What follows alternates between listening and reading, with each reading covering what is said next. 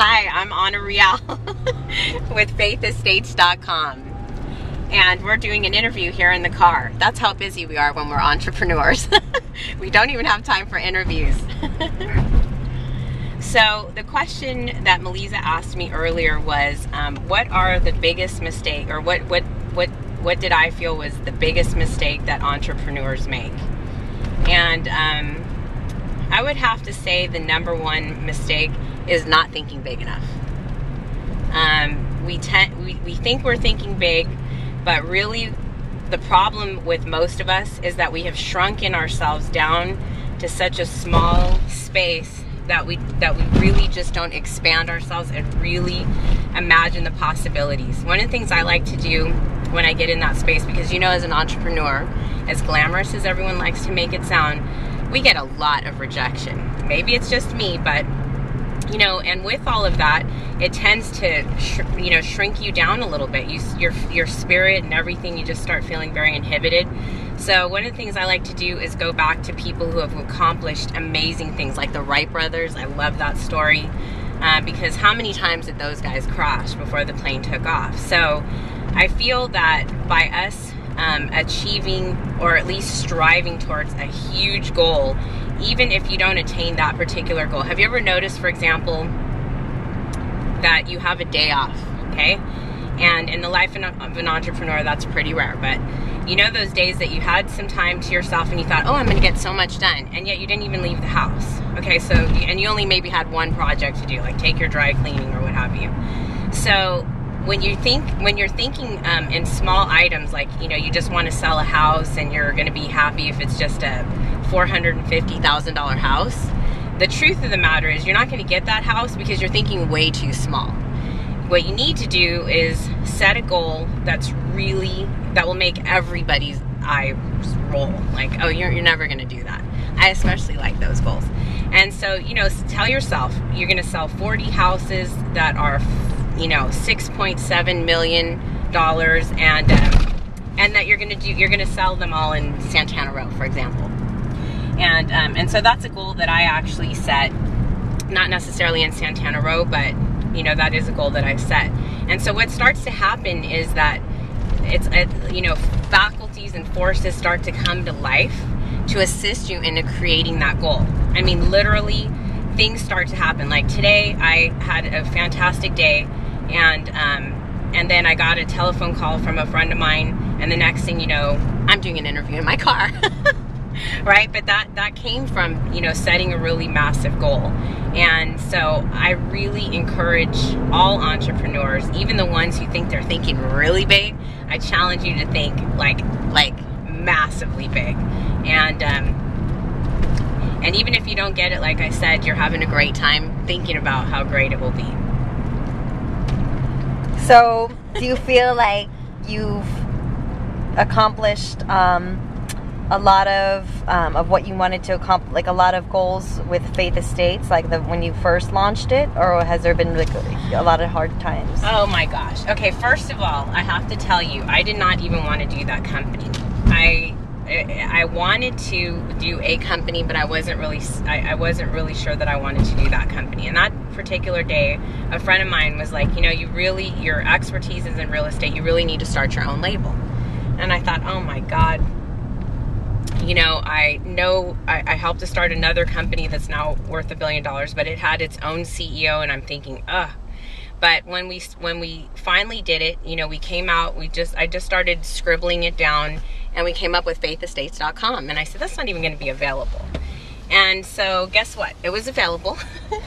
And you need faith when you're buying a house. So anyway, so I started to, you know, head in that direction, and I got my first listing, and it was, you know, $850,000 listing. And I'll tell you, so many things came against that particular sale. I mean, first of all, this is a very tough market. We're in California. It's 2011, and it's been a challenging market. Those of us who are in know what I'm talking about. And I am telling you that Satan himself showed up on this deal. And so let's put it this way. If I could have quit, guys, I would have, but I was so far into the transaction, I had to go for it. And I love that, you know, that setting that huge goal of what I wanted to do and you know, and then sitting here and regretting every moment of it for every day that I was in that transaction. And anyways, at the end of the transaction, I learned so much. I mean, I grew. I pulled things out of myself I didn't even know were in there. I became like an attorney. I helped my client with mediation. I helped my client, you know, get liens off of their property. I represented their client in some other legal issues. I helped my client come up with, you know, like $50,000 in cash. It was quite a transaction, but the bottom line is it closed, and, you know, I made over $45,000. So that was a pretty good deal. And so that actually inspired me to continue going. And our company was only in business at that time. Let's see, it was less than 8 months. So actually this company isn't even a year old yet. So by the time we get, let's see, that'll be in April. So we will have probably made over $100,000 in this. And I had no investors. I started on a shoestring budget would be a laugh. I mean, I was scraping for change, I think. I had a personal setback, and that's why I thought it was a laugh to start my own company. But I guess he who laughs, laughs last. Do you feel like a lot of entrepreneurs just don't think big enough? Yes, I absolutely feel like they don't think big enough. And I'll tell you something, when I was helping to start another startup company that is now worth $1 billion, that particular company hired a consultant. Now, I want to tell you that I told the CEO of the company that I felt like we could make $1 billion net in 7 years. And he got kind of mad at me, actually. He was like, oh my gosh. So he called over our CFO, and he was like, you know, can you do me a favor and explain to Anna why that wouldn't be possible?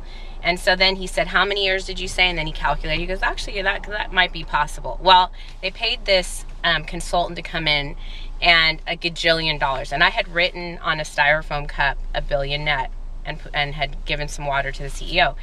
And so this motivator that had come in, consultant came in, and he said, who wrote that on the cup? And so they said, you know, Anna did.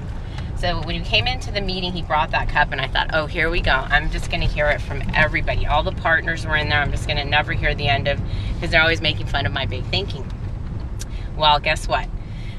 He said, that's exactly what we're looking for. And he complimented me, and he said, you're paying me all this money so that I could remind you that the most important thing that we need is a huge, what did he call it? A huge, audacious goal. We need something that is so massive to inspire us. So, you know, we're coming in here into Santana Row, and, you know, for me, I've been told all my life what I can't do. I'm particularly passionate about, you know, the young ladies that are coming up, or even young gentlemen that are coming up, that feel that they're too young, or, you know, they don't have enough experience. And I love them that way, because guess what? They're not programmed with what they can't do. They're not inhibited to dream and just to come up with some insane ideas. And for myself, I love to put myself out and just lay out all my ideas, as crazy as they may be, and really start narrowing down the ones that I want to put into action, because you definitely need to have an action plan. But the most exciting part about it is the challenge of making it happen, of pushing yourself to the brink. You know, I don't know if it's an illness or if it's a gift, but for some reason I enjoy not only pushing myself but others around me until we are just, you know, at the limit.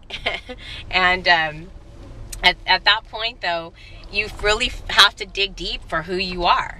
And when you push past that anger, that frustration, that sheer, I don't even know what to call it, like I said, frustration or anger, you come out on the other side, that you pushed yourself. And it's like climbing Mount Everest, which I've never done, but I just imagine that, you know, during the times that you're on the mountain, you're exhausted, you don't feel like you can do it. You feel like, you know, there's some people that have reported they ran out of oxygen, or, you know, you had an avalanche, and, you know, being without oxygen is like you ran out of money and you're still trying to do a company. And I've been there so many times, but you got to you just push yourself past that. Yeah, and if you do, you'll get there. And I cannot tell you how many times I've struck out. Maybe that's why I like the Wright brothers, because maybe I've crashed as many times as they are. But I still believe that the plane will take off. Like, I feel like that transaction, I mean, I've closed another one where I made $100,000 in one transaction. But there are people who made, I mean, I'm sure that if there are people watching this blog or watching this podcast, they will probably be able to tell stories about how they close hundreds and thousands. There's no lack of money. There's just lack of us putting ourselves in a position where we have to go for it. Perfect. This is well said, Anna. Thank you so much. Okay, bye.